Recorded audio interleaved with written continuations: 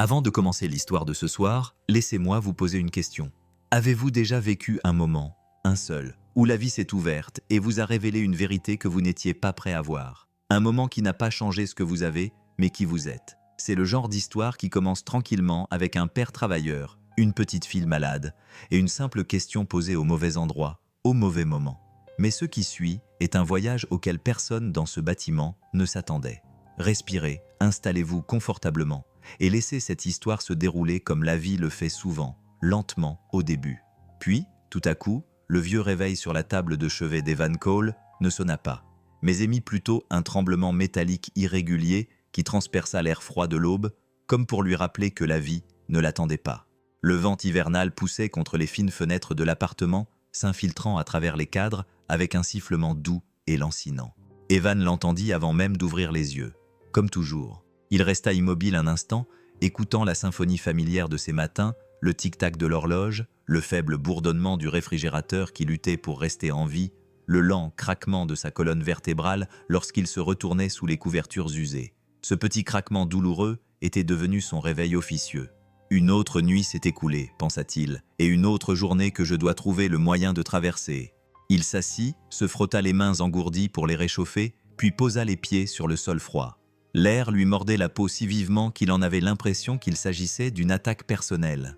L'hiver, dans cette partie de la ville, avait toujours un caractère personnel. Depuis le couloir, il entendit une légère toux, un petit souffle sifflant qui lui contracta tous les muscles de la poitrine. « Lily » murmura-t-il. Pas de réponse, juste un autre sifflement, plus aigu cette fois. Evan se leva immédiatement et attrapa sa combinaison bleue de concierge sur la chaise. Le tissu était encore humide de son service de la nuit précédente et dégageait une forte odeur de désinfectant qu'il n'arrivait jamais à faire disparaître complètement. Il l'enfilait quand même et remontait la fermeture éclair tout en se dirigeant vers la petite chambre au bout du couloir. Lily était recroquevillée sous une pile de couvertures, son petit corps se soulevant et s'abaissant à un rythme irrégulier.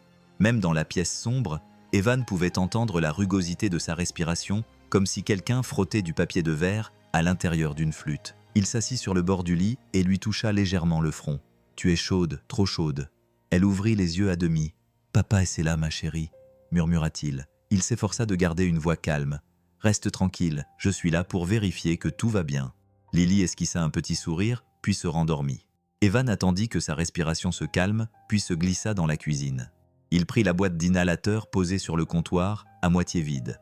La clinique l'avait prévenu le mois dernier qu'ils étaient à court de médicaments moins chers. Lorsque son téléphone vibra sur la table, le bruit résonna comme une sirène d'alarme dans la pièce silencieuse. Il répondit « C'est Evan ». Une voix d'infirmière le salua gentiment, trop gentiment. « Monsieur Cole, ici la clinique Riverside.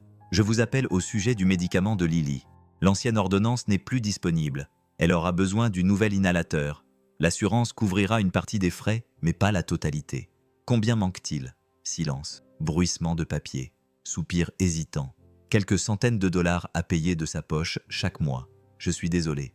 Quelques centaines de dollars auraient tout aussi bien pu être quelques milliers. Evan ferma les yeux. Elle en a besoin. Vraiment. Cela l'aidera à respirer à long terme. Et l'hiver est la pire saison pour les enfants atteints de sa maladie. D'accord, murmura-t-il. Merci. Lorsqu'il raccrocha, l'appartement lui sembla encore plus froid. Il se retourna et se figea. Une enveloppe orange vif était collée de travers sur la porte d'entrée. Le genre d'enveloppe qu'aucun locataire ne souhaite jamais voir. Il n'avait pas besoin de l'ouvrir. Il en avait vu suffisamment cette année. Avis d'expulsion définitif. Son souffle s'échappa en un seul expiré stupéfait. « Pas maintenant » supplia-t-il silencieusement. « Pas alors qu'elle respire comme ça. Pas alors que nous nous accrochons déjà à tout ce que nous avons avec du ruban adhésif et des prières. » Il décolla le papier de la porte avec précaution, ne voulant pas que le bruit réveille Lily. Chaque déchirure du ruban adhésif résonnait comme un compte à rebours. Pendant un long moment, il resta seul dans la cuisine, n'entendant rien d'autre que le sifflement de plus en plus faible de sa fille qui luttait pour respirer dans la pièce voisine. Son esprit tournait à toute vitesse. Que puis-je vendre? Que puis-je mettre en gage? Il attrapa la petite boîte à chaussures remplie de papier au-dessus du réfrigérateur et la vida sur la table. Des avis de retard de paiement, un dessin au crayon plié de Lily, une garantie pour un grille-pain qu'il ne possédait plus. Et puis une enveloppe non ouverte, en papier épais de haute qualité, gaufré. Le groupe financier Ward. Il fronça les sourcils. Il y a quelques mois, un homme en costume la lui avait remise devant la gare routière, affirmant qu'elle était importante. Il avait supposé qu'il s'agissait d'une arnaque visant les personnes qui semblaient désespérées. Il l'ouvrit. À l'intérieur se trouvait une carte noire élégante, en métal, lourde, avec son nom gravé en lettres argentées. Evan Cole, et en dessous, une seule ligne. Pour connaître votre solde, veuillez vous rendre au siège social de Ward Financial. Evan la fixa pendant près d'une minute. Solde, marmonna-t-il. Oui, mon solde actuel est d'environ 34 $. Mais alors, une autre quinte de tout retentit dans la chambre de Lily, une quinte sèche, du genre qui annonce de sérieux ennuis. Il serra la carte dans sa main. Et si ce n'était pas une arnaque? Et si c'était la seule chance que j'aurais dans cette décennie? Il attrapa son manteau, glissa l'avis d'expulsion dans sa poche et enfouit la carte noire au fond de sa combinaison. Dehors, l'air matinal lui fouettait les joues. Il inspira brusquement. Le premier bus ne circulait pas encore. Alors il marcha, ses bottes crissant sur le trottoir gelé, le vent le poussant comme un examen pour lequel il n'avait pas révisé. Chaque expiration formait de la buée devant lui rappelant qu'il n'avait plus beaucoup de temps. Le siège social de Ward Financial s'élevait dans la ville comme un monument d'acier et d'argent. Ses panneaux de verre reflétaient le faible bourdonnement matinal de la circulation. Les portes automatiques s'ouvrirent dans un sifflement, libérant l'air chaud et raffiné d'un monde auquel il n'était pas destiné à entrer. Evan pénétra à l'intérieur. Le sol du hall vibrait sous les pas. Il entendait le cliquetis lointain des talons de créateurs, le tapotement des claviers, les voix étouffées de personnes qui n'avaient jamais eu à choisir entre le loyer et les médicaments.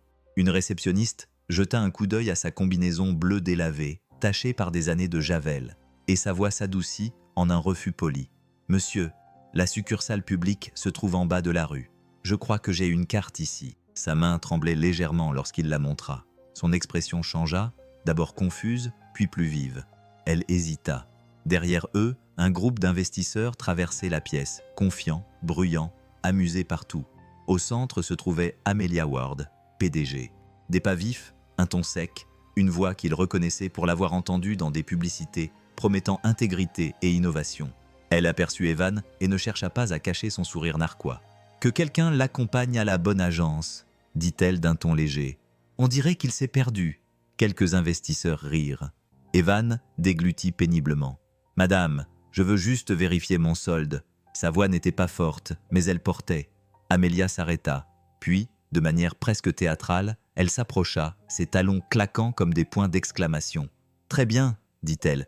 Vérifions-le ici même. » Elle passa la carte noire dans le lecteur. La machine émit un bip, puis un autre. L'écran commença à se charger. Tous les bruits dans le hall semblaient en s'être tus, comme si l'air lui-même retenait son souffle. La barre de progression avançait lentement.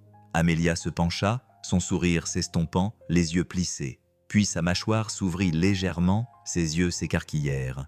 Une main agrippa le comptoir. Un léger ding électronique résonna dans le hall en marbre. Pendant un instant, personne dans le hall en marbre ne respira. La lueur de l'écran se reflétait faiblement sur le visage d'Amelia Ward, effaçant l'air confiant qu'elle arborait comme une armure. Ses yeux, habituellement perçants, calculant toujours 2 coups à l'avance, se figèrent sur les chiffres qui clignotaient devant elle. Un léger bip électronique retentit à nouveau, confirmant le résultat. Doux, inévitable. Amelia cligna des yeux 1 fois, 2 fois. Elle se pencha plus près, comme si la proximité pouvait en quelque sorte réécrire la vérité. Solde disponible, 18 000 USD. Le fonds Evelyn Ward pour Evan Cole et sa fille. La ligne clignotait à l'écran comme un battement de cœur. Derrière elle, l'un des analystes juniors tenta un rire nerveux, probablement dû à un bug du système. Cela arrivait parfois, mais sa voix se brisa sur le dernier mot, trahissant sa crainte que le système fonctionne exactement comme il le devrait. Evan se tenait de l'autre côté du comptoir, les mains crispées, incapable de voir l'écran depuis l'endroit où il se trouvait.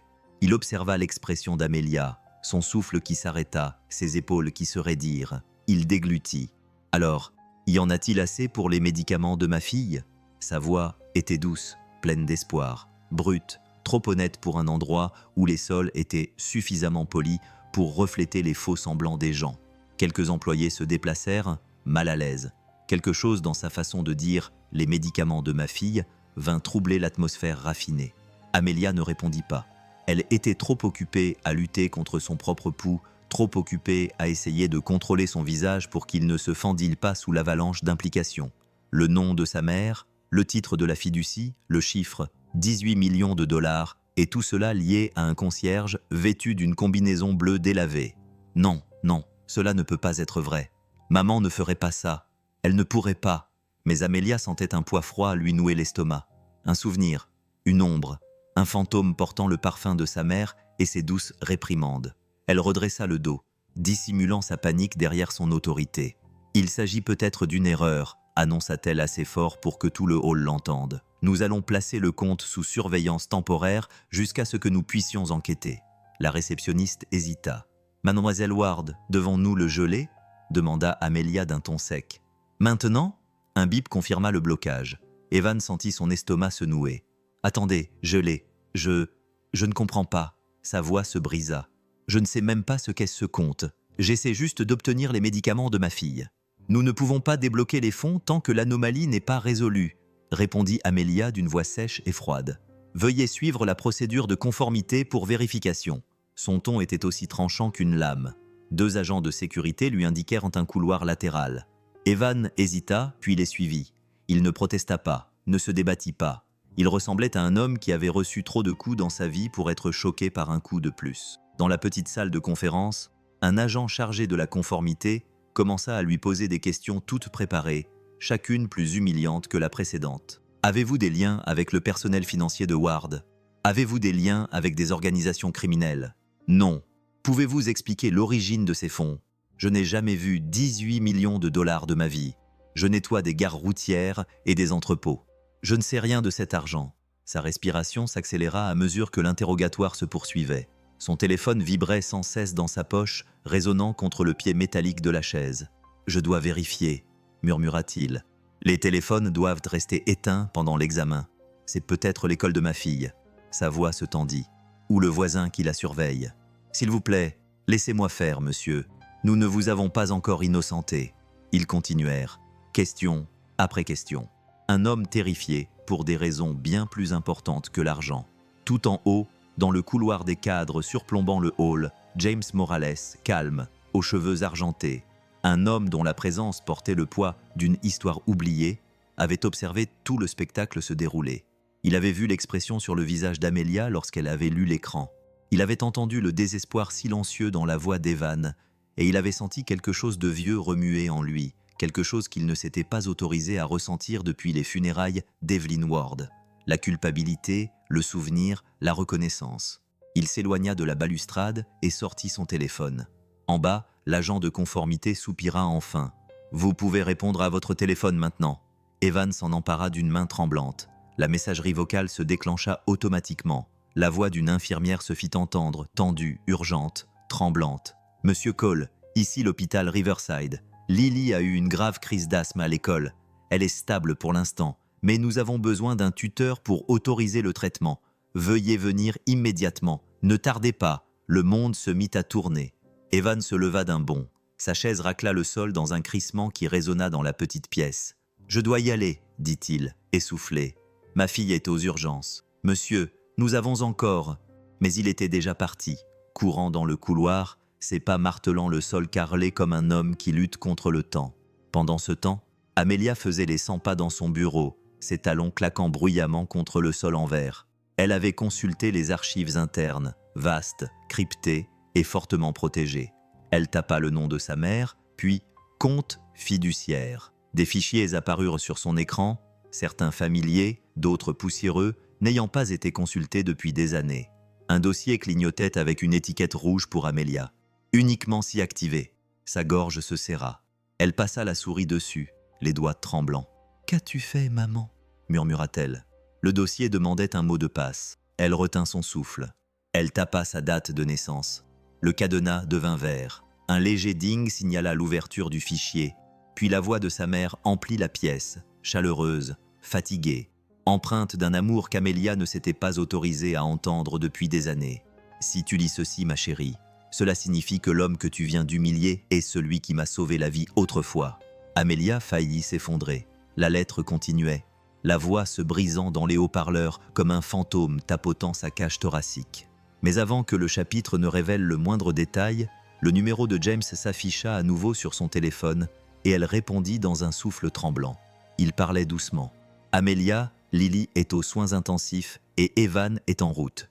Si ce compte est légitime, le geler aujourd'hui pourrait leur coûter plus que leur dignité. » Son cœur battait à tout rompre. Dans la rue, une sirène retentit au loin. Les sirènes de l'ambulance s'étaient arrêtées lorsque Evan arriva à l'hôpital. Mais leur écho résonnait encore dans ses oreilles lorsqu'il franchit les portes coulissantes. L'odeur antiseptique le frappa instantanément. Un froid vif, familier, à tous les mauvais égards. Des machines bipaient quelque part dans le couloir, régulières et indifférentes, comme le tic-tac d'une horloge qui se moquait de la terreur d'un père. « Je vois que vous venez par ici », lui indiqua une infirmière, sentant sa panique avant même qu'il n'ait pu parler. Il suivit le son avant que les panneaux ne se précipitent, respirant doucement, le battement frénétique de son propre cœur résonnant dans sa poitrine. Ses bottes grinçaient sur le sol stérile, chaque pas plus bruyant que le précédent. Lorsqu'il la vit, il en eut le souffle coupé.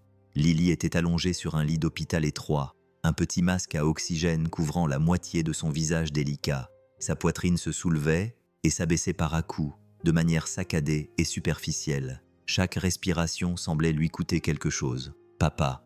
Sa voix était rauque à travers le masque. Lily était tendue. Il s'agenouilla à côté de son lit, les mains tremblantes, et lui repoussa les cheveux. « Je suis là, ma chérie.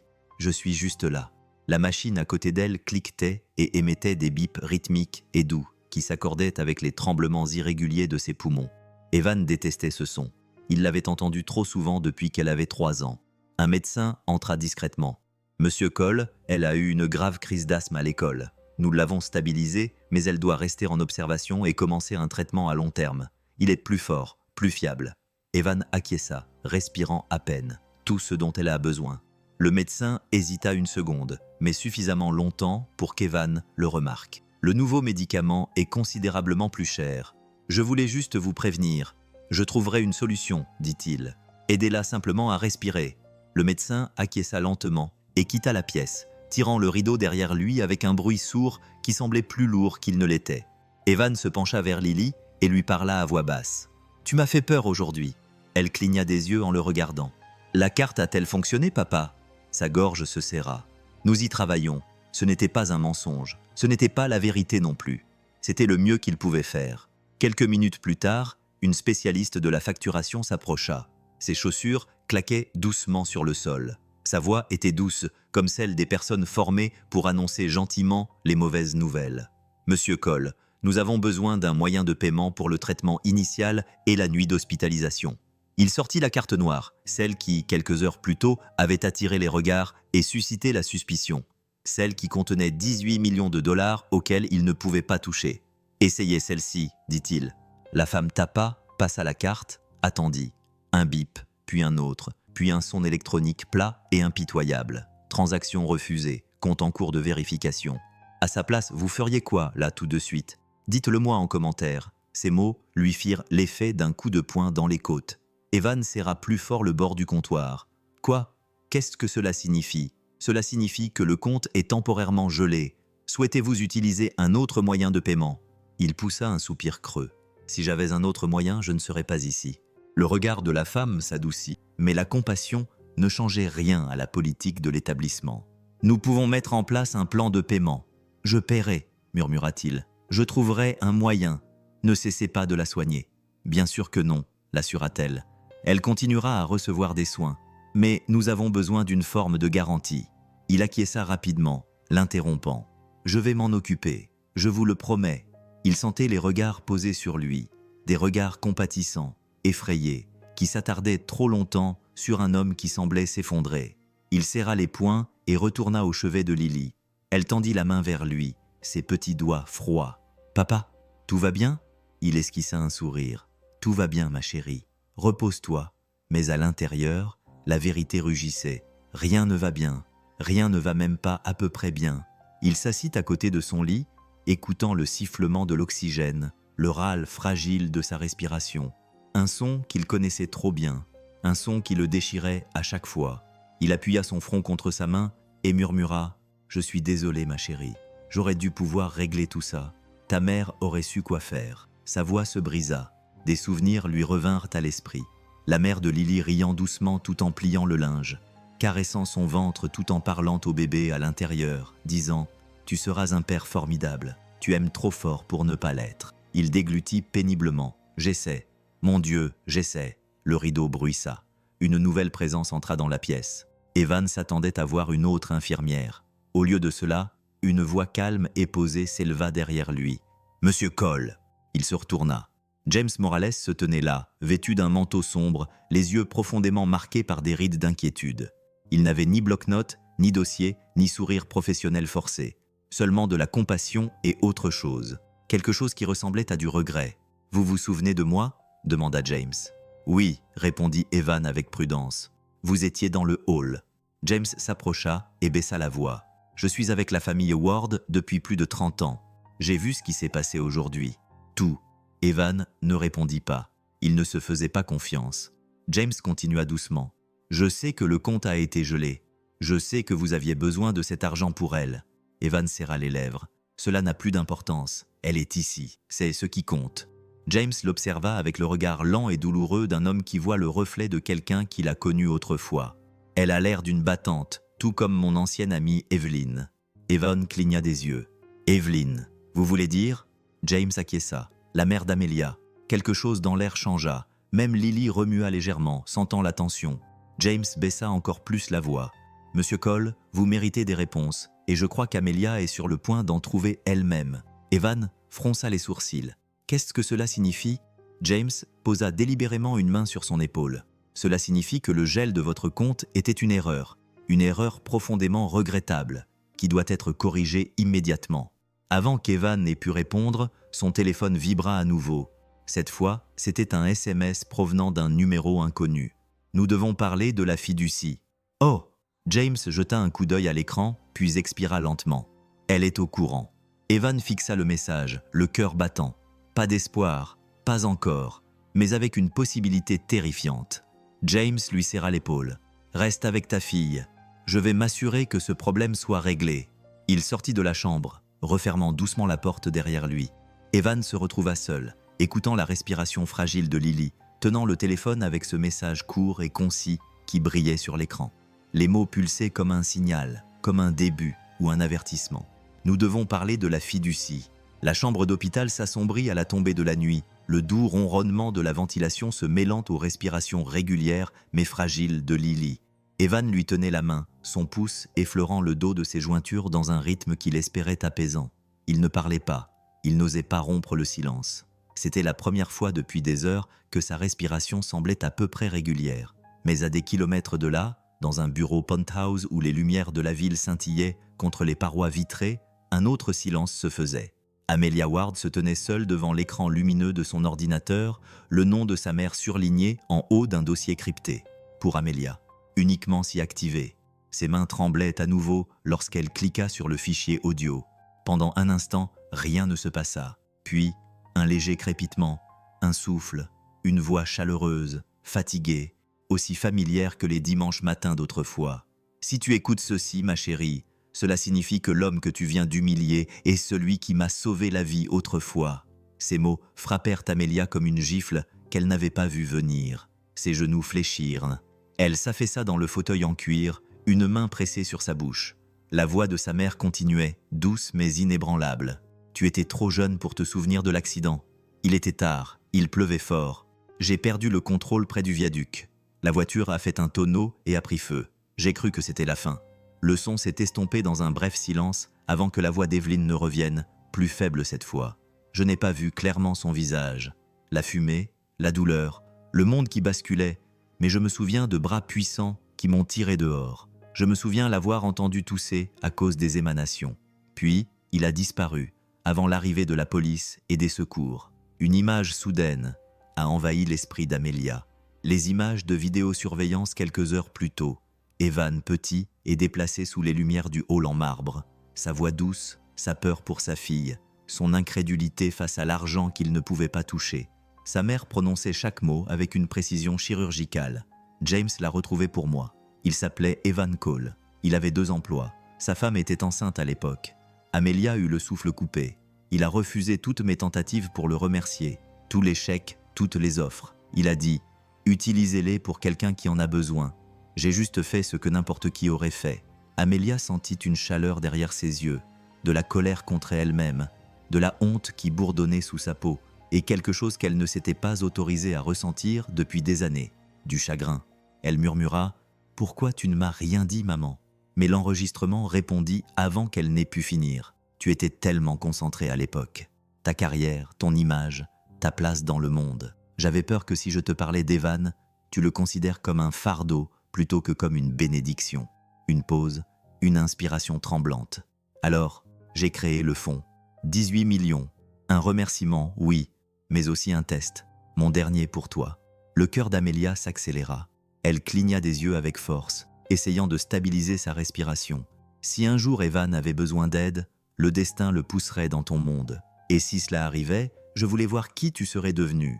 Le verrais-tu à travers mes yeux ou à travers les yeux de ceux qui t'ont appris que le pouvoir compte plus que la gentillesse? Amélia pressa sa main contre sa poitrine, essayant de se ressaisir. Cela ne fonctionna pas. « Si tu utilisais ta position pour l'humilier, » continua la voix d'Evelyne, brisée par l'émotion, « alors tout ce que j'ai essayé de t'enseigner, tout ce que j'ai essayé de construire dans cette famille n'aurait servi à rien. » Des larmes coulaient silencieusement sur les joues d'Amélia. Elle n'avait pas pleuré depuis des années. Pas de vraies larmes, pas celles qu'elle ne pouvait pas ravaler. La voix de sa mère s'adoucit jusqu'à devenir très douce. « Ma chère fille, il n'est pas trop tard pour faire un autre choix. Il n'est pas trop tard pour devenir quelqu'un dont tu seras fière. Il n'est pas trop tard pour réparer cela. » L'enregistrement s'arrêta. Le silence envahit le bureau, lourd et suffocant comme une confession. Amélia ferma les yeux, les paroles de sa mère tournant en boucle dans sa tête. « L'homme que tu as humilié est celui qui m'a sauvé la vie. Ma dernière épreuve. Il n'est pas trop tard. » Elle retint son souffle. Elle pressa ses paumes contre ses yeux, les épaules tremblantes. Un seul sanglot silencieux s'échappa de sa gorge, à vif, sans défense, rien à voir avec la PDG inébranlable que le monde connaissait. Elle était devenue exactement ce que sa mère redoutait, et elle détestait cela. Son téléphone vibra sur le bureau. Elle l'ignora dans un premier temps, mais la deuxième vibration la poussa à vérifier. Un SMS de James Lilly est stable pour l'instant. Evan ne la quitte pas d'une semelle. Les factures le submergeant. « Il faut qu'on parle !» Le cœur d'Amélia se serra. Sa mère l'avait toujours encouragée à regarder les gens dans les yeux pour voir au-delà des apparences. Elle n'avait pas du tout regardé Evan. Pas vraiment. Son reflet la fixait dans la vitre sombre du bureau. Un tailleur impeccable, une posture froide, un maquillage parfait. Une femme qui avait appris à être puissante, mais pas à être bonne. Elle murmura « Je suis désolée, maman. Je suis vraiment désolée. » Elle se leva brusquement, s'essuyant le visage avec le dos de la main. Sa voix était calme, mais résolue. « Dégèle le compte, » se dit-elle à voix haute. « Tout le compte. » Elle attrapa son téléphone et composa le numéro du service juridique. Ici, Amélia Ward. Supprimez immédiatement le statut « en cours d'examen » de la fiducie et préparez les documents pour une réunion du conseil d'administration. Demain matin, mademoiselle Ward. C'est tout à fait inhabituel. Faites-le, dit-elle d'un ton qui ne laissait aucune place à l'interprétation. Et envoyez une voiture à l'hôpital. Elle mit fin à l'appel avant qu'il ne puisse discuter. La voix de sa mère résonnait encore dans sa poitrine. Il n'est pas trop tard. Elle attrapa son manteau, se dirigea vers l'ascenseur, puis s'arrêta. Elle se retourna, regarda la chaise vide, le bureau sombre, la chaleur persistante de la voix enregistrée de sa mère. « Maman, » murmura-t-elle, « je ne vais pas échouer à l'examen. » Le vent nocturne soufflait contre la tour de verre, laissant un faible sifflement comme un souffle libéré. Alors qu'Amélia entrait dans l'ascenseur, la mâchoire serrée, les yeux rouges mais déterminés, une fille qui écoutait enfin, la voix d'une mère qui la guidait et une promesse qui se formait dans l'obscurité. Demain, tout allait changer. Abonnez-vous maintenant, parce que ce qui arrive ensuite va retourner toute cette histoire. Le lendemain matin, elle arriva discrètement à l'hôpital Riverside. Les bouches d'aération ronronnaient régulièrement et Lily dormait enfin. Sa respiration n'était plus saccadée, mais douce et fatiguée. Evan n'avait pas bougé de la chaise à côté d'elle de toute la nuit. Il avait mal au dos, les yeux brûlants, mais il n'osait pas s'assoupir. Chaque petit râle provenant de sa poitrine le ramenait à l'état d'alerte. Entre ses respirations douces, il entendait autre chose dans le couloir. Le bruit lointain de chaussures cirées, un rythme trop régulier pour appartenir à une infirmière. Il leva les yeux juste à temps pour apercevoir Amelia Ward à travers la petite fenêtre en verre de la porte de l'unité de soins intensifs. Mais elle n'entra pas. Elle resta simplement là, les mains dans les poches de son manteau, les épaules crispées. Son souffle embuait le petit carré de verre, alors qu'elle se penchait légèrement pour observer le père et la fille à leur insu. Pendant un long instant, elle resta là, silencieuse, immobile. Puis elle se retourna et s'éloigna. Evan cligna des yeux, perplexe. Était-ce elle? Pourquoi était-elle venue ici? Il n'eut pas le temps de se poser la question. Lily remua dans son sommeil et il se pencha vers elle en murmurant « Tout va bien, ma chérie, papa est là ». De l'autre côté de la ville, le dernier étage de Ward Financial bourdonnait comme une ruche frappée par un bâton. Les membres du conseil d'administration entrèrent dans la salle de conférence. Des voix, une tension palpable, des plaintes de plus en plus vives. Lorsque Amelia entra dans la pièce, l'atmosphère était déjà chargée de désapprobation. « Madame Ward, la situation est devenue incontrôlable. Vous avez gelé un compte de 18 millions de dollars, puis vous l'avez dégelé à 3 heures du matin. Que se passe-t-il ? Nous avons besoin d'explications. » Et tout de suite, Amelia s'assit dans le fauteuil à la tête de la table en verre. Elle sentait le poids de tous les regards braqués sur elle, mais elle sentait aussi quelque chose de plus stable à l'intérieur d'elle, l'écho de la voix de sa mère la nuit dernière. Il n'est pas trop tard. Elle croisa les mains sur la table. Commençons. Caldwell, un membre senior du conseil d'administration à la voix rauque, prit la parole en premier. Un tel niveau d'exposition fait courir un risque énorme à la réputation de la banque. Un concierge lambda possédant un fonds fiduciaire de 18 millions de dollars. Cela ressemble à un détournement de fonds, à une fraude ou à une négligence de notre part. Ce n'était pas de la négligence, dit Amelia d'un ton calme. Le fonds fiduciaire a été créé par Evelyn Ward elle-même, ma mère, ce qui fit taire la salle. Caldwell cligna des yeux lorsque plusieurs membres du conseil échangèrent des regards surpris. Amelia a poursuivi. C'est légitime, documenté, légal, entièrement imposé. C'était sa directive personnelle, sans lien avec les actifs de la banque. Un autre directeur s'est penché en avant. Mais pourquoi un concierge? Elle a croisé son regard. Parce qu'il lui a sauvé la vie. Ces 5 mots ont fait l'effet d'une bombe dans la salle. Elle a expliqué succinctement et clairement l'accident, le sauvetage anonyme, le refus de paiement, la fiducie créée par sa mère en guise de remboursement et comme un héritage discret. Quand elle eut terminé, un silence pesant s'installa pendant plusieurs secondes.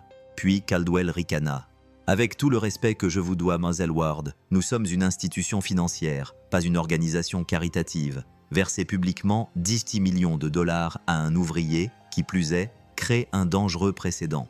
Les gens vont s'attendre à recevoir des dons. » Amelia serra les mâchoires. Ce n'était pas un don, c'était un remerciement. Nous devrions au moins réaffecter les fonds, a fait valoir un autre membre. Les placer sous le contrôle d'une division philanthropique. Présenter cela comme une action communautaire. Quelque chose de sûr, quelque chose que nous pouvons gérer. Amelia a repris la parole d'une voix ferme. « Vous voulez retirer la fiducie à l'homme pour lequel elle a été créée ?» Personne n'a répondu, mais le silence en disait long. Elle a pris une inspiration. « Si nous faisons cela, nous violons la politique interne, la loi de l'État, l'intention du donateur et l'héritage de la femme qui a fondé cette institution.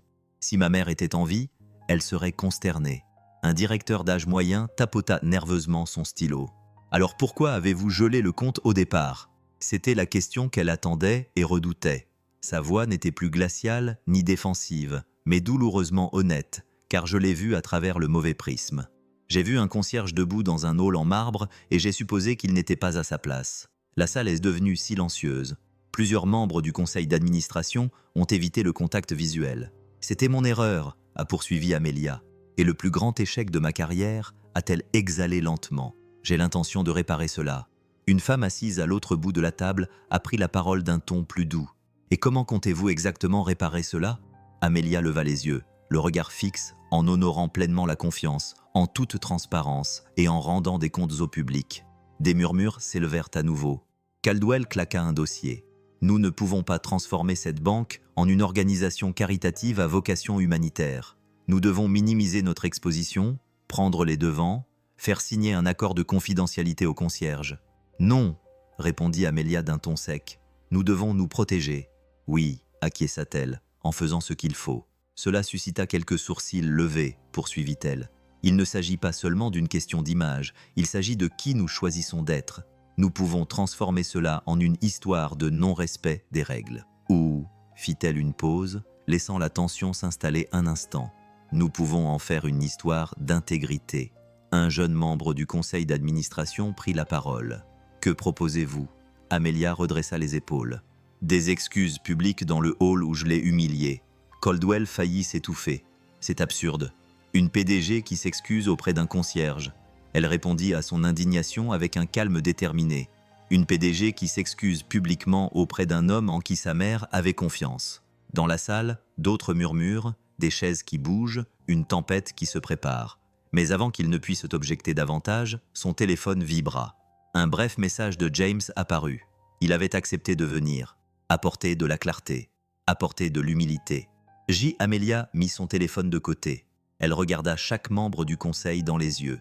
Nous ne choisissons pas entre l'humiliation publique et l'approbation publique. Nous choisissons entre être le genre d'institution que ma mère a bâti ou celle qu'elle craignait que nous devenions. Quelqu'un expira bruyamment. Quelqu'un d'autre murmura « Elle ressemble à Evelyn ». Finalement, à contre-cœur, le conseil vota. Pas à l'unanimité, pas avec joie, mais suffisamment. Les excuses auraient lieu. Pendant ce temps, Evan marchait lentement dans le couloir de l'hôpital, tenant la main de Lily alors qu'il se dirigeait vers la sortie pour une petite pause. Elle respirait toujours à travers son masque, mais ses pas étaient plus assurés aujourd'hui. Son téléphone vibra à nouveau. Un message de James. « Nous aimerions que vous et Lily veniez. Amelia veut tout vous expliquer. » Evan fixa l'écran. Son pouls s'accéléra. Il ne savait pas si c'était un signe d'espoir ou de problème. Probablement les deux. Mais Lily lui serra les doigts. « Papa, on peut y aller. Ça va. » Il acquiesça, déglutissant péniblement. « D'accord, ma chérie. Allons voir ce qu'ils ont à dire. » Evan, toujours vêtu de sa combinaison bleue, tenait la petite main de sa fille alors qu'il franchissait, pour la deuxième fois, les imposantes portes vitrées de Ward Financial. Le hall résonnait de chuchotements. Les équipes de tournage réglaient leurs microphones.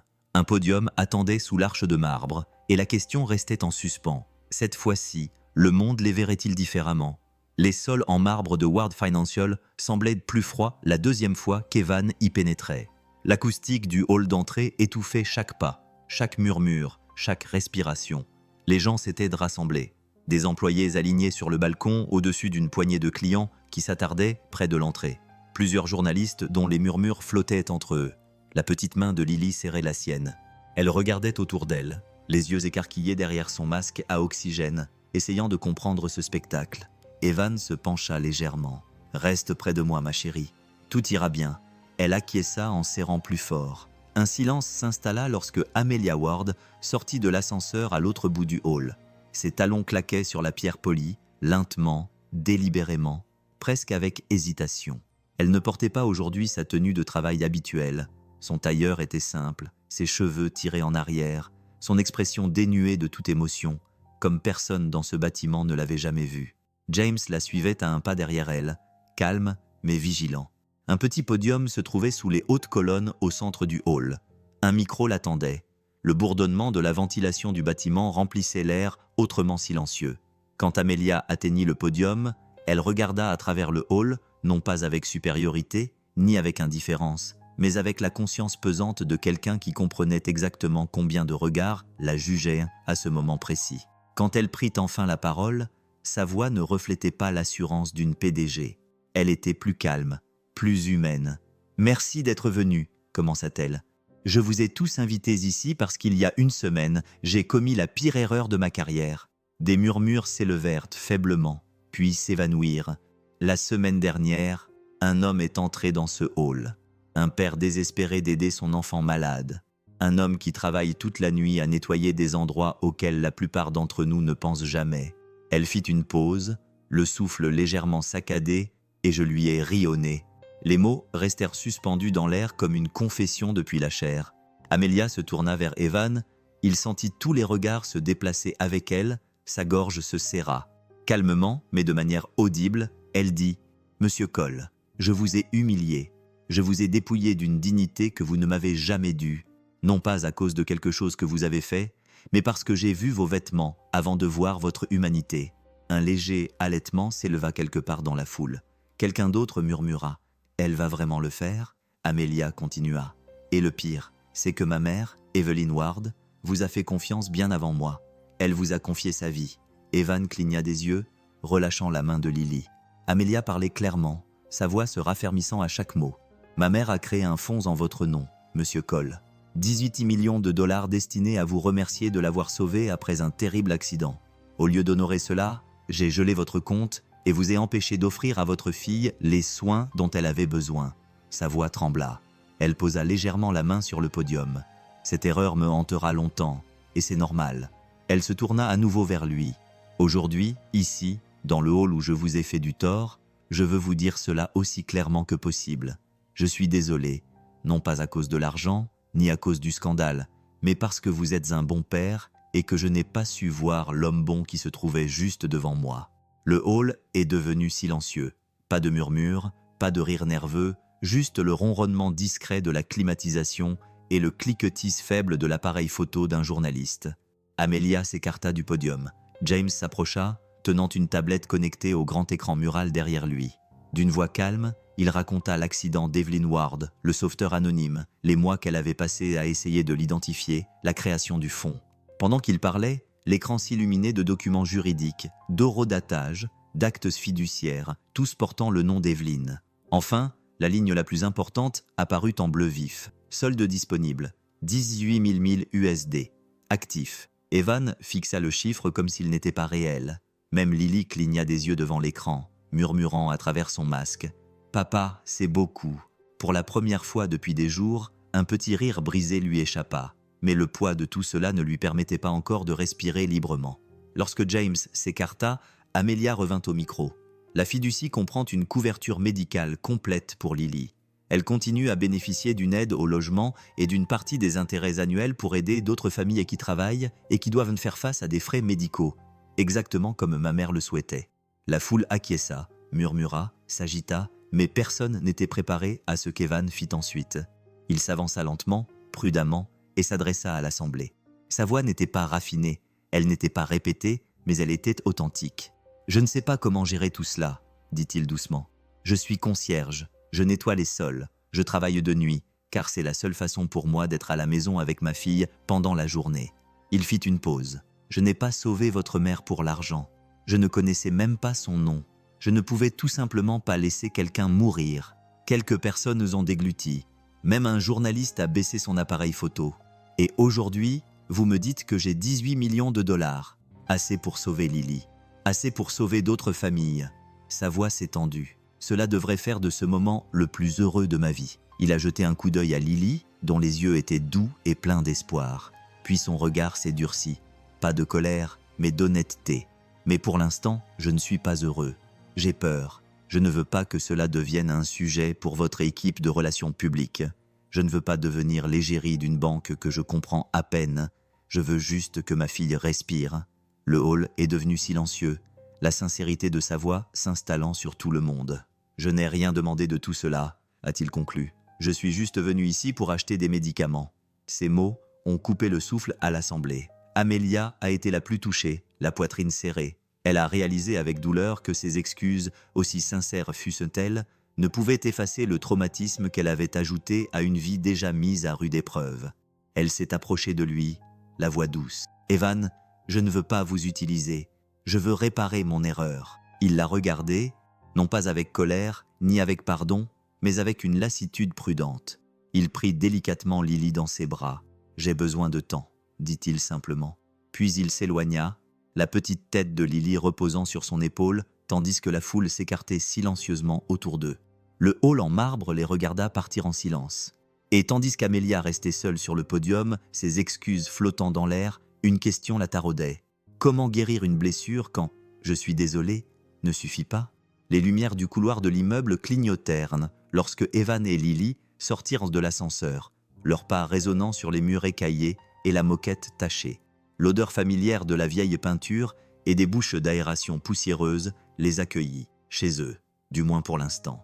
La nouvelle s'était déjà répandue dans l'immeuble. Elle se propagea plus vite que la fumée du concierge avec ses 18 millions de dollars. Et dès qu'ils traversèrent le couloir, les portes s'entr'ouvrirent, des yeux se levèrent, des chuchotements suivirent. « C'est lui, impossible, il doit y avoir une erreur, tant mieux pour lui.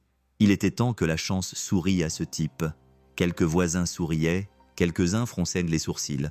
Quelques-uns le regardaient comme s'il était soudainement devenu un étranger dans un endroit où il vivait depuis des années. Lily se blottit contre lui. « Papa, pourquoi les gens nous regardent ?» Il esquissa un sourire. « Ils sont juste surpris, ma chérie, c'est tout. » Elle acquiesça, même si elle ne comprenait pas tout à fait. À l'intérieur de l'appartement, l'air semblait plus lourd. Il posa le petit sac d'hôpital de Lily et verrouilla la porte derrière eux.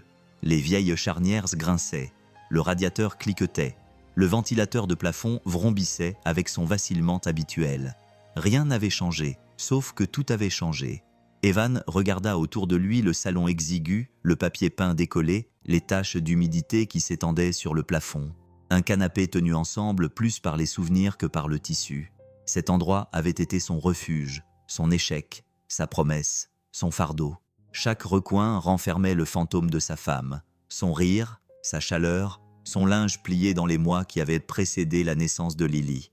Il resta là, le cœur serré. « Je ne sais pas si je peux quitter cet endroit », murmura-t-il pour lui-même. « J'ai l'impression de l'abandonner. » Mais il entendit alors Lily tousser doucement, d'une voix fatiguée.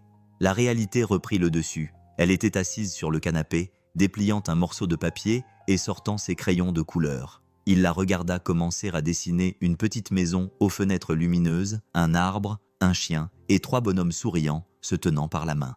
Il murmura « Qu'est-ce que c'est, ma puce ? Notre nouvelle maison ?»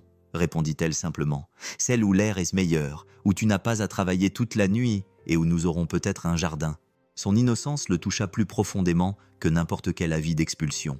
On frappa à la porte. Evan se raidit, s'attendant à voir un journaliste ou un voisin en quête de ragots. Mais lorsqu'il ouvrit la porte, il trouva James Morales, fatigué, aimable, tenant un épais dossier. « Puis-je entrer ?» demanda James gentiment. Evan hésita, puis acquiesça. Bien sûr. James entra, jetant un regard lent et respectueux sur le petit appartement usé, comme s'il reconnaissait la vie qui se trouvait entre ses murs. Il regarda Lily, qui dessinait sur le canapé, et lui adressa un sourire doux. Puis, il se tourna vers Evan et baissa la voix. « J'ai apporté des documents et des réponses. » Ils s'assirent à la petite table de la cuisine. Le dossier entre eux était comme un poids tacite. James l'ouvrit avec précaution. « Voici tout ce que vous devez savoir sur la fiducie, son fonctionnement, ce que vous êtes autorisé à faire, ce que cela signifie. » Evan se frotta la nuque. « J'ai l'impression d'avoir la vie de quelqu'un d'autre entre les mains. » « D'une certaine manière, c'est le cas, » dit James doucement. « Une vie que votre acte de gentillesse a rendue possible. » Evan déglutit, ne sachant pas comment répondre. James poursuivit. « Une fiducie aussi importante n'est pas seulement un cadeau, c'est une responsabilité. Evelyn pensait que vous sauriez quoi en faire. » Evan secoua la tête. « J'ai 2 emplois, j'arrive à peine à payer mon loyer. Je ne sais pas comment gérer 18 millions de dollars. » James croisa les mains. « Alors laisse-moi te poser cette question. Si l'argent ne t'intimidait pas, que voudrais-tu faire ?» Le regard d'Evan se posa sur Lily, qui colorait un arbre avec des traits minutieux. « Je veux qu'elle respire, » dit-il doucement. « Je veux qu'elle ait une chambre sans moisissure au plafond. Je veux qu'elle aille à l'école sans se soucier de savoir si je vais pouvoir payer son inhalateur. » James acquiesça. « Bien, commence par là. » Un silence s'installa entre eux, doux, réfléchi. Au bout d'un moment, James tapota le dossier. « Et tu devrais savoir autre chose.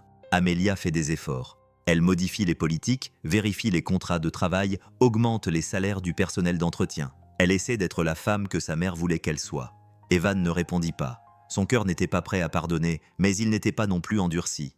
James se leva. « Vous ne lui devez pas votre confiance, mais peut-être qu'un jour, vous accepterez de discuter avec elle. » Evan expira. « Peut-être. » Alors que James atteignait la porte, il hésita. « Oh, et j'ai reçu quelque chose pour toi. » Il lui tendit l'enveloppe qui avait été glissée sous la porte de l'entreprise après les excuses. Elle provenait de l'hôpital et contenait une facture mise à jour. Evan eut la gorge serrée en l'ouvrant. Puis il se figea. Le solde dû était de 0, payé en totalité par la fiducie Evelyn Ward. Evan ferma les yeux, un poids lui étant enlevé de la poitrine qu'il avait oublié porter depuis le jour de la naissance de Lily. James acquiesça. La fondation couvre tous les soins médicaux à long terme. Elle est en sécurité maintenant.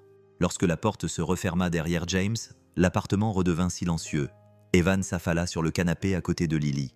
Elle se blottit contre lui, toujours en train de colorier. « Papa. »« Oui, ma chérie. Est-ce qu'on doit déménager ?» Il hésita, la voix basse. « Qu'est-ce que tu veux ?» Elle tapota son dessin. Je veux des fenêtres qui s'ouvrent et un endroit où nous pouvons tous tenir. Et peut-être un chiot. » Il rit, un son qui le surprit lui-même. « Un chiot, hein ?» Elle acquiesça solennellement. « Un petit, un qui n'éternue pas. » Evan passa un bras autour d'elle. « On trouvera une solution. » Alors qu'elle continuait à colorier, il prit le dessin qu'elle avait terminé plus tôt, une maison avec un petit soleil au-dessus du toit, 3 personnages souriants en dessous. À côté de la maison, elle avait écrit en lettres irrégulières « Maison ». Quelque chose en lui s'adoucit, quelque chose qui était resté crispé depuis trop longtemps. Il regarda à nouveau la facture de l'hôpital, l'avis d'expulsion toujours accroché au réfrigérateur, le dossier fiduciaire sur le comptoir, puis enfin le chemin à suivre.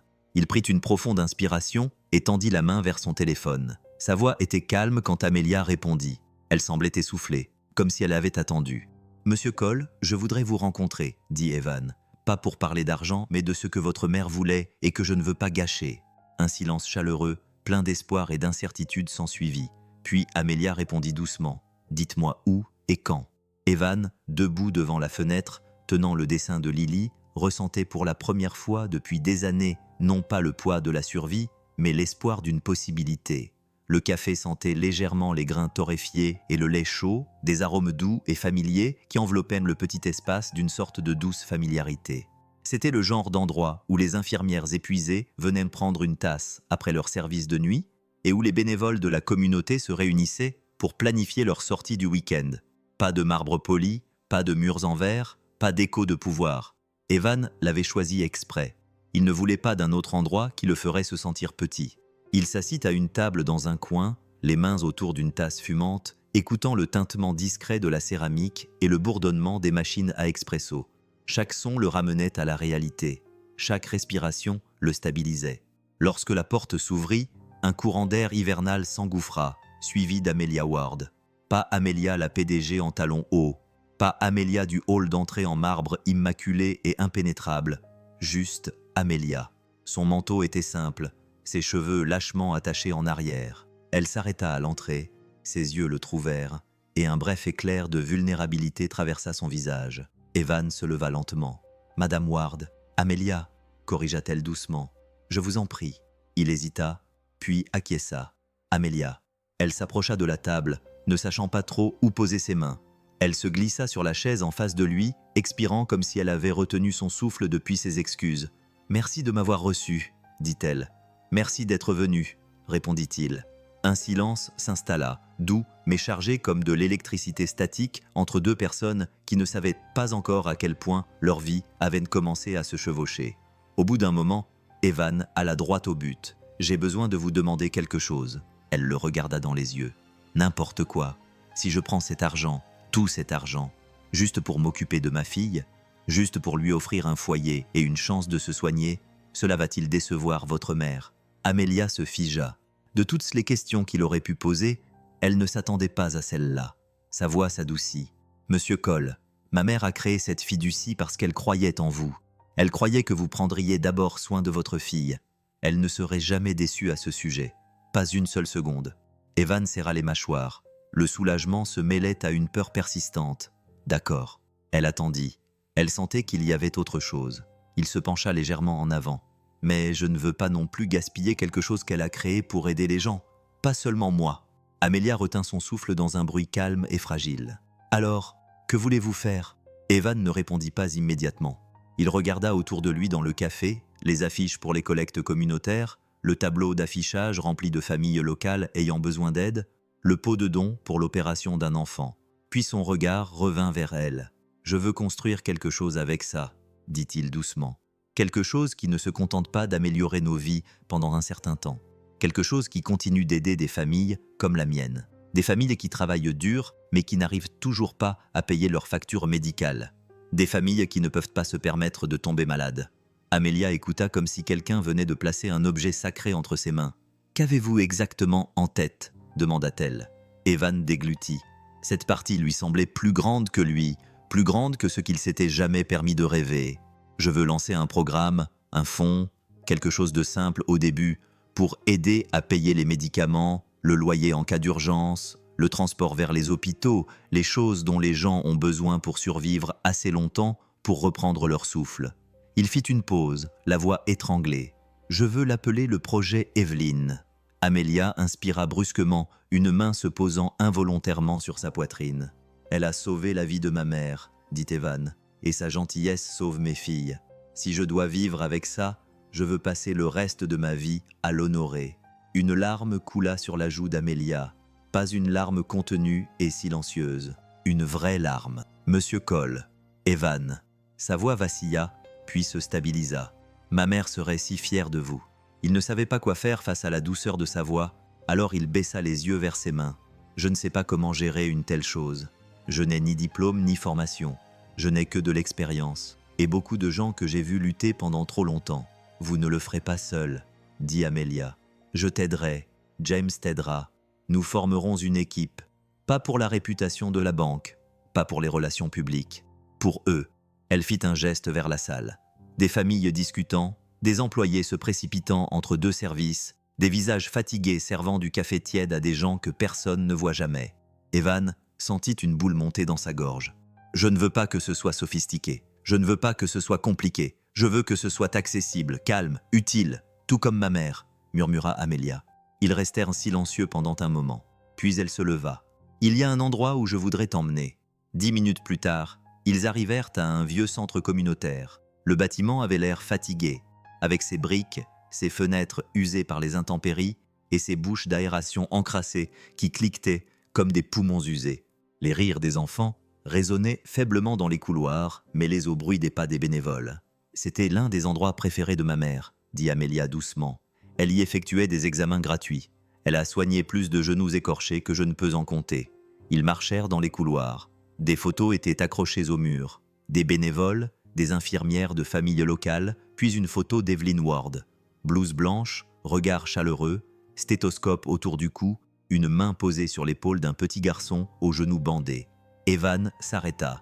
La femme qui avait changé sa vie avec une signature de 18 millions de dollars ressemblait sur cette photo à quelqu'un qui aurait donné une sucette à un enfant après un vaccin contre la grippe. Pas une milliardaire, pas la mère d'un PDG, juste un être humain. Alors qu'il s'enfonçait dans le bâtiment, une femme âgée qui triait des vêtements donnés leva les yeux et écarquilla les yeux. « Amelia » murmura-t-elle. « Ma chérie, c'est bien toi ?» Amelia cligna lentement des yeux. « Madame Turner ». La vieille femme se précipita vers elle et serra Amelia dans ses bras. « Ta mère soignait les crises d'asthme de mon petit-fils dans cette petite pièce. Elle ne demandait jamais un centime, elle disait que la gentillesse devait circuler. » Elle caressa doucement la joue d'Amelia. « Tu as ses yeux, tu sais, et son côté têtu. » Amelia déglutit péniblement. « J'essaie, Madame Turner. »« Je sais, » murmura la femme. « Ta mère a toujours cru aux secondes chances. » Evan observa la scène en silence. Cela éveilla en lui quelque chose, une sorte de confiance, mais une confiance prudente et tendre. Lorsque la femme s'éloigna, Amelia se tourna vers lui. « Tu vois, dit-elle doucement, c'est pour cela qu'elle a créé la fiducie. Pas pour moi, pas pour la banque, pour eux. » Evan acquiesça lentement. Et pour Lily. Une chaleur se répandit entre eux. Respect mutuel, chagrin, gratitude, quelque chose de plus profond qu'il ne savait pas encore nommer. Il s'approcha. « Construisons-la. Le projet Evelyne. Réalisons-le. » Amelia ne sourit pas. Elle s'adoucit. « Oui, » murmura-t-elle. « Allons-y. » Mais avant que leur accord ne se transforme en espoir, le téléphone d'Amelia vibra brusquement. Un SMS de James. Une grande chaîne d'information veut une interview exclusive sur les excuses. Le conseil d'administration panique. Ils veulent contrôler le récit. Ils veulent qu'Evan sorte de la lumière. Appelez-moi immédiatement. Evan lut le message par-dessus son épaule, la mâchoire serrée. Ils essaient de m'utiliser à nouveau, dit-il d'une voix tendue. Une tempête se préparait derrière ses yeux. Et maintenant, allait-il lutter contre le récit et le conseil d'administration ensemble? Ou Power allait-il essayer de réécrire la vérité une fois de plus? Ward Financial n'avait pas vraiment été calme depuis des décennies, mais le matin de l'interview, le bâtiment vibrait d'une tension différente. Une tension électrique, feutrée, pleine d'anticipation. Le genre d'énergie qui s'accumule juste avant qu'une tempête n'éclate. Les équipes de tournage faisaient rouler leurs chariots dans le hall. Les microphones étaient testés avec de légers coups sourds. Les câbles serpentaient sur le sol en marbre. Les employés observaient depuis derrière les balustrades de la mezzanine, chuchotant entre eux. Le logo d'une chaîne d'information clignotait sur les écrans LED. Chaque bruit, chaque pas, chaque tout, chaque clic d'objectif semblait amplifiée. Dans une petite salle de préparation à côté du hall principal, Amelia se tenait debout, les mains appuyées sur une table, les yeux fixés sur son reflet dans un petit miroir. Son cœur battait à tout rompre dans ses oreilles. Elle n'avait pas peur de la caméra, elle avait peur de trahir la vérité. James entra silencieusement dans la pièce. « Ils sont prêts pour toi ». Elle inspira profondément, rassemblant ses forces. Où est Evan? En chemin avec Lily, une lueur de chaleur passa sur son visage. Soulagement, inquiétude, gratitude, difficile à dire. James l'observa attentivement. Le conseil d'administration voulait que je te rappelle leurs suggestions. Elle soupira. Leurs exigences, tu veux dire? Il ne la contredit pas. Ils veulent que tu évites toute formulation qui pourrait impliquer une faute de la part de l'entreprise. Ils veulent que le discours se concentre sur ton leadership, ta vision, pas sur ton erreur. Amelia poussa un soupir sans humour. Ils veulent que je mente. James la regarda doucement dans les yeux. Ils veulent que vous parliez comme tous les autres PDG américains. Elle se redressa, serrant les mâchoires. Alors je ferai le contraire. Avant que James n'ait le temps de répondre, on frappa doucement à la porte. Evan entra. Il avait l'air différent aujourd'hui. Pas dans son apparence, il portait toujours sa combinaison bleue, toujours avec l'humilité d'un homme qui se sentait rarement le bienvenu dans les endroits raffinés. Mais quelque chose avait changé dans son regard. Il y avait désormais une certaine assurance, une sorte de détermination. Lily lui tenait la main, son petit masque à oxygène relié à un appareil portable, respirant doucement mais régulièrement. Lorsqu'elle vit Amelia, elle lui fit un signe de la main timidement. « Bonjour, mademoiselle Amelia », dit Amelia en s'agenouillant à sa hauteur. « Bonjour, ma chérie, tu as l'air plus forte aujourd'hui. Je dessine à nouveau », dit Lily fièrement. Et papa a dit « On va aussi aider d'autres enfants ». La simple vérité dans sa voix frappa Amelia plus fort que n'importe quel vote en salle de réunion. Evan s'éclaircit la gorge. « Je ne suis pas sûr de tout ça. » Il fit un signe de tête vers le décor à l'extérieur. « J'ai l'impression d'entrer dans le film de quelqu'un d'autre. » Amelia se leva. « Alors dis ce qui est vrai. Ça suffit. » Il l'observa un instant. Allaient-ils essayer de déformer la vérité? Ils allaient essayer, admit-elle. Mais ils n'y parviendraient pas. Pas aujourd'hui. Leurs regards se croisèrent un instant. Une compréhension mutuelle, une peur mutuelle, un courage mutuel. Un producteur passa la tête par la porte. On tourne dans 60 secondes. Les lumières du studio brillaient chaudement sur la table polie au centre du hall. Les caméras étaient braquées sur 3 chaises. Une pour le présentateur, une pour Amelia, une pour Evan. Les gens se sont rassemblés à distance, observant, attendant. Alors qu'ils prenaient place, Lily se tenait à côté de James, hors champ, tenant ses dessins comme des talismans. Le présentateur, un homme à la voix douce et à la posture parfaite, a commencé le segment avec une gravité bien rodée. Nous sommes aujourd'hui en compagnie d'Amelia Ward, PDG de Ward Financial, et d'Evan Cole, un père dont l'histoire a retenu l'attention nationale. Les doigts d'Evan s'entrelacèrent doucement, mais sa posture resta ferme. Le présentateur s'est d'abord tourné vers Amelia. « Madame Ward, le pays a vu des extraits de vos excuses. Beaucoup les louent, d'autres les qualifient de courageuses, d'autres encore de contrôle des dégâts. Qu'est-ce qui vous a poussé à faire une telle déclaration publique ?»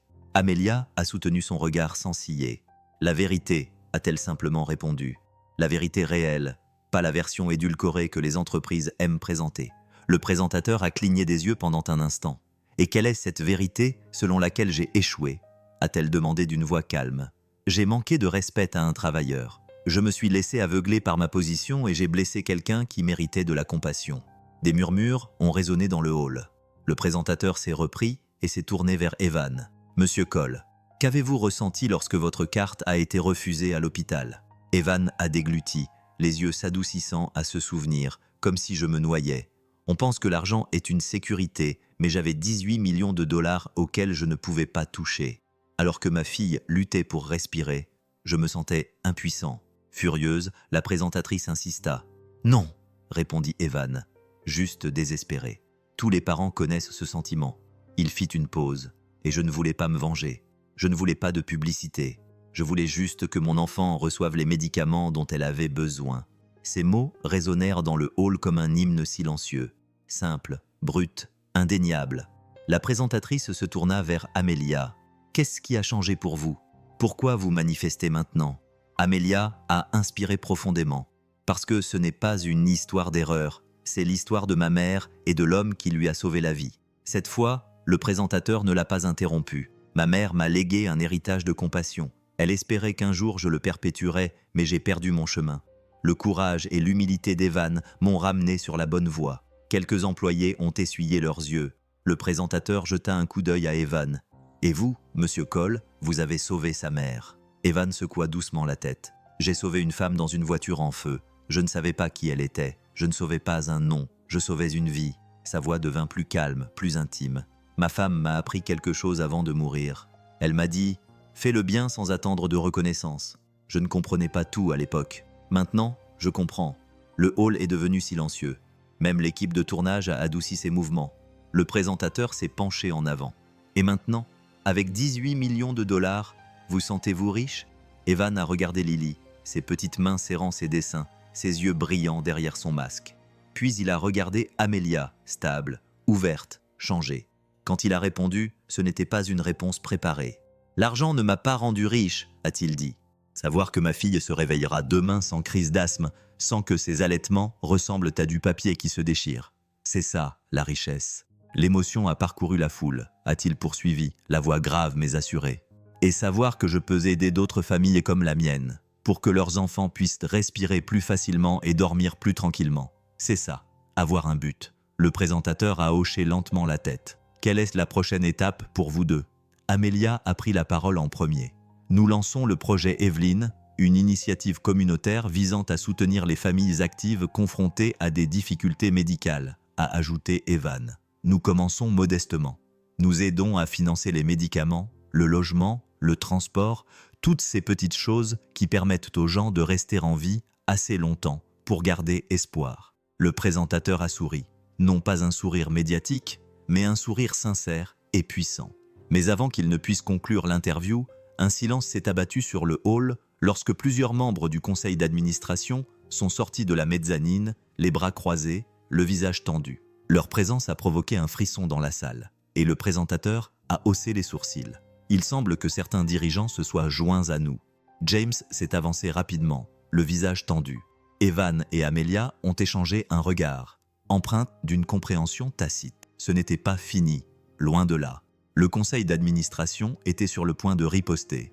L'assemblée générale extraordinaire des actionnaires se tenait dans la plus grande salle de conférence, Ward Financial, une salle réverbérante dont le plafond était suffisamment haut pour engloutir le courage d'un homme tout entier. Des rangées de fauteuils en cuir bordaient la pièce comme un jury silencieux. Le murmure des costumes coûteux, le bruissement des papiers et l'indignation étouffée créaient une tension sourde et palpable qui flottait dans l'air. Amelia se tenait à la tête de la longue table, les mains posées légèrement sur sa surface polie. Elle pouvait entendre le bourdonnement du microphone et sentir le poids de tous les regards braqués sur elle. Ce n'était pas de la peur qu'elle ressentait, mais de la lucidité. Et la lucidité avait sa propre force. Caldwell fut le premier à prendre la parole, comme tout le monde s'y attendait. Cette réunion d'urgence, commença-t-il d'une voix empreinte de cynisme, a pour but de répondre à une préoccupation croissante. Non, appelons cela par son nom. L'inquiétude grandissante que Ward Financial soit en train de se transformer en une expérience sociale plutôt qu'en une banque. Plusieurs actionnaires acquiescèrent. Nous avons reçu des plaintes d'investisseurs importants qui s'inquiètent que notre PDG utilise les actifs de l'entreprise pour se racheter, a-t-il poursuivi. Ce projet Evelyn va coûter des millions en bénéfices. Ce n'est pas un actif bancaire, a déclaré Amelia calmement. Pas un centime de ces 18 millions de dollars ne provient de cette institution. Il s'agissait du fonds personnel de ma mère. C'est peut-être vrai, a rétorqué Caldwell avec vivacité, mais vous le commercialisez sous le nom de cette entreprise, associant notre nom à votre culpabilité personnelle. Une vague de murmures s'ensuivit. Un autre actionnaire se leva, la voix empreinte de condescendance. « Madame Ward, personne ne dit que votre éveil émotionnel n'est pas touchant. Mais nous ne pouvons pas construire notre avenir sur des histoires sentimentales. Nous devons protéger nos résultats financiers. » Amelia soutint son regard. Depuis quand protéger les résultats financiers est-il devenu plus important que protéger les êtres humains? Cela lui valut un ricanement. « Vous laissez un concierge dicter notre politique ?» aboya l'actionnaire. « Et nous ne pouvons pas nous le permettre. » Amelia se redressa. « Vous n'avez pas le droit de parler ainsi d'Evan Cole. » Le silence tomba comme une pierre. Ce n'était pas seulement de la défense, c'était de la conviction, aiguë, inflexible. Caldwell croisa les bras. « Nous avons 2 propositions sur table. Le conseil d'administration va voter. » Il appuya sur un bouton et l'écran derrière lui s'alluma. Proposition NDEG 1. Réduire le projet Evelyne à un petit programme symbolique de RSE, une œuvre caritative sûre, contrôlée, aseptisée, esthétique. Proposition NDEG 2. Soutenir pleinement les réformes d'Amelia, élargir le soutien aux travailleurs, les allocations de santé, les subventions d'urgence, les défenseurs de la santé mentale, le tout en lien avec l'esprit du travail d'Evelyn Ward. Une guerre silencieuse crépitait sous ces mots. Pour mémoire, Caldwell ajouta « Nous recommandons la proposition NDEG 1 ».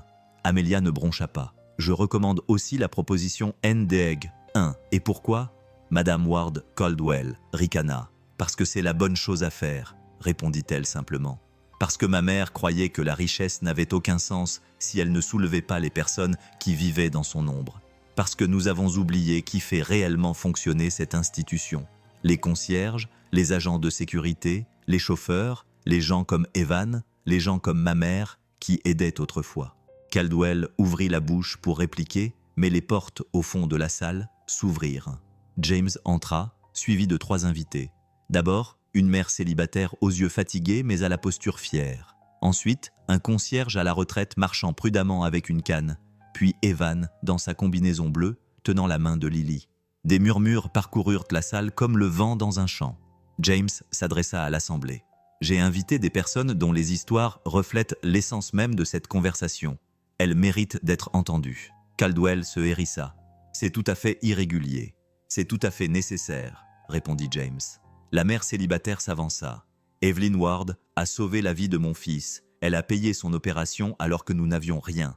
Elle n'a rien demandé en retour.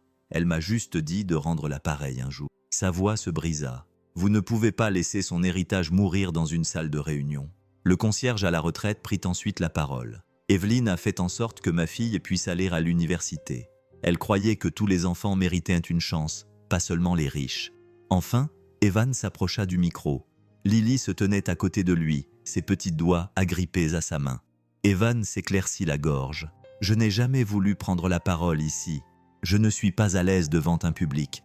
Je suis un homme qui nettoie les sols et qui essaie de ne pas gêner. » Il prit une lente inspiration. « Mais je suis aussi un père. Et jusqu'à il y a quelques jours, je pensais que le monde se moquait des gens comme moi. Puis j'ai appris que quelqu'un s'en souciait. Votre fondateur. » Les visages s'adoucirent. Quelques-uns se montrèrent mal à l'aise. « Je ne veux pas de pitié, » dit Evan. « Je ne veux pas d'attention. Je veux, dit-il en regardant Lily, un monde où les gens comme ma fille n'ont pas à se battre si fort pour rester en vie. » Sa voix s'approfondit, animée d'une flamme tranquille. « Vous parlez de résultats financiers. Je parle de respiration. Celle qu'un enfant prend lorsqu'il essaie en vain de respirer pendant une crise d'asthme parce que son père n'a pas les moyens d'acheter les médicaments. » La salle se tut. Si une partie de vos profits, juste une petite partie, peut aider les enfants des personnes qui nettoient vos couloirs, gardent vos portes, traitent vos documents, alors ne l'appelez pas charité, dit-il en déglutissant. Appelez cela une responsabilité. Un silence lourd de vérité s'installa dans la pièce. Puis, lentement, un actionnaire âgé, celui qui avait autrefois débattu avec Evelyn lors de débats philosophiques, s'est levé. « La richesse, a-t-il dit d'une voix tremblante, c'est la capacité d'améliorer la vie des autres. C'est ce que croyait ta mère, Amelia, et c'est ce que cette institution a oublié. » Il a levé une main tremblante. « Je vote pour la proposition 2. » Un par un, après hésitation et murmure, les votes ont changé. La proposition 2 fut adoptée à 3 voix près. À peine 3. Amelia réalisa alors qu'elle avait retenu son souffle. Evan expira lui aussi, mais son soulagement était plus discret, plus profond, comme celui d'un homme qui réapprend à espérer. Plus tard dans l'après-midi, Amelia, Evan et Lily se rendirent en voiture dans un cimetière paisible à la périphérie de la ville. Le vent hivernal soufflait doucement sur les rangées de pierres tombales. Les feuilles mortes bruissaient sur le chemin. Ils s'approchèrent de la tombe d'Evelyn Ward, simple, élégante, pleine d'amour. Amelia s'agenouilla la première. « Maman, j'ai lu ta lettre, j'ai entendu chaque mot. J'espère que sa voix tremblait. J'espère que je t'ai rendu fière aujourd'hui. » Evans s'avança, tenant quelque chose enveloppé dans un tissu. Il s'agenouilla à côté de la tombe et le posa sur la pierre. Une paire de vieux gants brûlés par le feu, ceux qu'il portait la nuit où il avait sorti Evelyn Ward de la voiture en feu. « Je pense que je peux enfin m'en séparer, » murmura-t-il. Puis Lily s'avança et posa délicatement son dessin sur la tombe. 3 personnes se tenant la main sous un soleil radieux. Merci, docteur Evelyne, dit-elle doucement. Le vent s'arrêta un instant, comme une bénédiction. Alors qu'il retournait vers la voiture, Lily tira sur la manche d'Evan. « Papa, oui, ma chérie. Mademoiselle Amélia peut-elle dîner avec nous? Je pense que grand-mère Evelyne aimerait ça. » Evan et Amélia échangèrent un regard inattendu, chaleureux et prolongé. Une porte ouverte, un nouveau départ, une famille qui se recompose dans la lueur tranquille d'une seconde chance. Chapitre 11. Un équilibre différent. Le printemps arriva tranquillement, avec ses brises légères qui s'engouffraient par les fenêtres entr'ouvertes, les rires des enfants au loin, le murmure discret d'un monde qui commençait à se réveiller. 3 mois s'étaient écoulés depuis le vote du conseil d'administration. 3 mois depuis que le projet Evelyne avait officiellement ouvert ses portes dans un bâtiment en briques rénové de Maple Street. Le centre ne ressemblait pas à une banque, il ne ressemblait pas à une clinique. Il ressemblait à un endroit construit pour respirer à nouveau. Le hall d'entrée bourdonnait d'un bruit doux, de téléphones qui sonnaient, d'enfants qui gloussaient dans le coin jeu. Une machine à café distribuait des tasses chaudes aux parents épuisés. Les murs étaient recouverts d'œuvres d'art réalisées par la communauté, de photos de famille qui avaient reçu de l'aide et d'un simple portrait encadré du docteur Evelyn Ward, souriant à la caméra, comme si elle continuait à encourager toutes les personnes présentes dans la pièce. Evan traversait le centre, un bloc-notes sous le bras. Il portait un polo bleu marine sur lequel était brodé en blanc le nom du projet Evelyne. Simple, facile, sans prétention.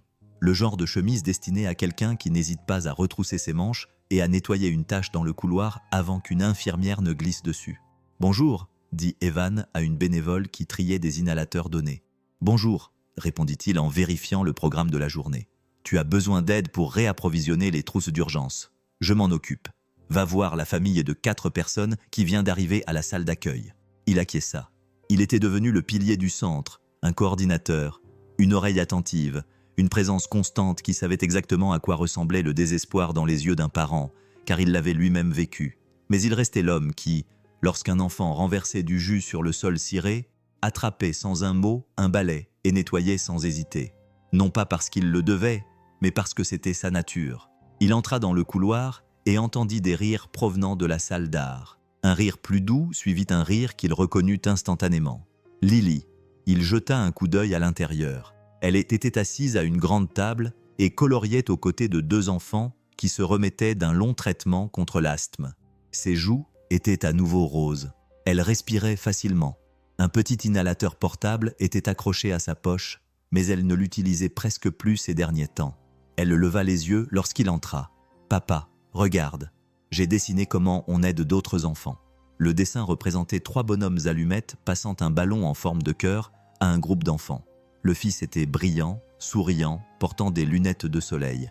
Il embrassa le sommet de sa tête. « Tu deviens vraiment doué pour ces dessins. » Et mademoiselle Amélia dit qu'elle va l'accrocher au mur à côté de la photo de grand-mère Evelyne, ajouta Lily fièrement. Avant qu'Evan n'ait pu répondre, il entendit des pas derrière lui, assurés, familiers, réguliers. Amélia s'appuya contre le cadre de la porte, tenant un dossier contenant de nouvelles demandes de subventions. Les derniers mois avaient adouci ses traits, réchauffé sa voix, changé les rides de son visage, non pas usé, mais renouvelé, comme si elle s'était débarrassée d'un poids qu'elle avait porté toute sa vie d'adulte. « Ta fille dirige maintenant la salle d'art, » dit-elle d'un ton taquin. « Je vais peut-être devoir la mettre sur la liste des salariés. » Lily eut le souffle coupé. « Est-ce que j'aurai droit à une assurance maladie si je travaille ici ?» Amélia sourit. « Absolument. Les meilleurs de la ville. » Ils rirent tous. Le son résonna, remplissant la pièce comme la lumière du soleil. Plus tard dans l'après-midi, Evan et Amélia traversèrent le couloir principal du centre, passant devant des familles en consultation avec des conseillers, des bénévoles préparant des sacs de médicaments, des infirmières vérifiant les signes vitaux. Chaque son comptait, chaque besoin comptait. « Tu as créé quelque chose de remarquable, » dit Amélia doucement. « Nous l'avons créé, » corrigea Evan. « Ta mère en a rêvé, tu l'as porté. J'essaie simplement de ne pas tout gâcher. » Elle l'arrêta doucement. « Evan, tu as fait bien plus que cela. Tu as donné de l'espoir aux gens. Tu m'as donné de l'espoir. » Il la regarda, submergé par la sincérité de sa voix. « J'ai passé des années à mesurer la valeur des choses à l'aide de mauvais critères, » poursuivit-elle. « Le cours des actions, le prestige, le contrôle. Mais ta vie, ton amour pour Lily m'ont montré autre chose. » Il ravala sa bouleversante émotion. « Qu'est-ce que c'est? Cet équilibre n'est pas un chiffre sur un compte bancaire. Elle prit une inspiration. C'est ce que tu deviens quand le monde te force à choisir entre qui tu es et qui tu penses devoir être. Ces mots résonnèrent en lui, non pas comme une leçon, mais comme une vérité. Avant qu'il n'ait pu répondre, Lily arriva en courant dans le couloir, agitant un prospectus. « Papa, mademoiselle Amélia, nous commençons le programme de collation après l'école la semaine prochaine. Tu veux nous aider à choisir les collations ?» Evan la souleva dans ses bras. « Laisse-moi deviner, des biscuits et des pommes », ajouta-t-elle innocemment. Mademoiselle Amélia dit qu'il nous faut aussi quelque chose de sain. Amélia haussa un sourcil. « Quelle fille intelligente !» s'exclama Lily, rayonnante. Grand-mère Evelyne aurait voulu qu'il en soit ainsi. Quelque chose scintilla dans les yeux d'Amélia. Ce n'était ni de la tristesse, ni du chagrin, mais quelque chose de plus doux, de l'apaisement. « Oui », murmura-t-elle, elle le ferait. Ce soir-là, Evan, Lily et Amélia se rendirent en voiture à la petite maison confortable qu'Evan avait achetée. Rien d'extravagant, juste des murs propres, un quartier sûr, des fenêtres qui s'ouvraient facilement et suffisamment d'espace pour que Lily ait enfin sa propre chambre. Dans la cuisine, la radio diffusait une vieille mélodie douce, dont les notes de piano flottaient dans l'air chaud. Evan mit la table, tandis que Lily disposait les serviettes avec une intense concentration, la langue tirée comme elle le faisait toujours lorsqu'elle était concentrée. Amélia apporta un plateau avec un repas simple, poulet rôti, légumes et petits pains chauds. Elle le posa et jeta un coup d'œil autour d'elle. « Tu as bien fait », murmura-t-elle. « On se sent chez soi ici. » Evan croisa son regard. « C'est vrai. Et tu en fais partie ?» Elle ne répondit pas. Elle n'en avait pas besoin. Lily tira sur la manche d'Amélia. « Assieds-toi à côté de moi. Papa brûle parfois le pain. » Evan gémit. « Je l'ai fait une fois, 2 fois, corrigea Lily. Ils rirent tous à nouveau. Un son naturel, sans effort, comme quelque chose qui prenait forme silencieusement, doucement. Alors qu'ils s'asseyaient à table, Evan sentit quelque chose s'installer dans sa poitrine. Une sorte de calme qu'il ne s'était jamais autorisé à ressentir auparavant. Pas le calme de la peur, de l'incertitude ou de l'épuisement, mais la paix. Une paix véritable. Il regarda Amélia, Lily, la cuisine chaleureuse, la vie qu'il n'avait jamais osé imaginer. Et pour la première fois, il comprit qu'il ne survivait plus. Il vivait. Il parla doucement, plus à lui-même qu'à quiconque. « Vous savez, il y a quelques mois, je suis entré dans cette banque juste pour demander combien il y avait sur mon compte. Je pensais poser une question sur l'argent. En fait, je posais une question sur toute autre chose. » Amélia se pencha vers lui pour l'écouter. Je demandais quelle était la valeur de ma vie, quelle était la valeur de ma fille, ce que signifiait encore la gentillesse dans ce monde. Il fit une pause, la voix légèrement tremblante. Et d'une manière ou d'une autre, j'ai obtenu ma réponse. Il regarda Lily, qui respirait facilement et riait librement. C'est mon véritable équilibre. Sa main effleura celle d'Amélia. Elle ne la retira pas. Lily applaudit. « C'est l'heure de manger », dit Evan en serrant doucement la main d'Amélia. « Oui », dit-il doucement en les regardant toutes les deux. « Mangeons ». La radio continuait à diffuser sa mélodie douce tandis que la scène s'éloignait de leurs rires, se mêlant au bourdonnement d'une petite maison remplie de secondes chances. Les comptes les plus riches que nous détenons ne sont pas ceux des banques, mais ceux que nous créons dans le cœur des personnes que nous aimons. Avant de conclure cette histoire, je voudrais vous laisser avec quelque chose à emporter dans votre propre vie. Certaines personnes vérifient leur solde bancaire pour voir combien d'argent elles ont. Mais la vérité est que notre véritable solde se mesure à quelque chose de beaucoup plus discret. Il se mesure aux personnes que nous aidons, à la gentillesse dont nous faisons preuve quand personne ne nous regarde, au moment où nous décidons d'être là pour quelqu'un qui ne peut pas respirer par lui-même, littéralement ou émotionnellement.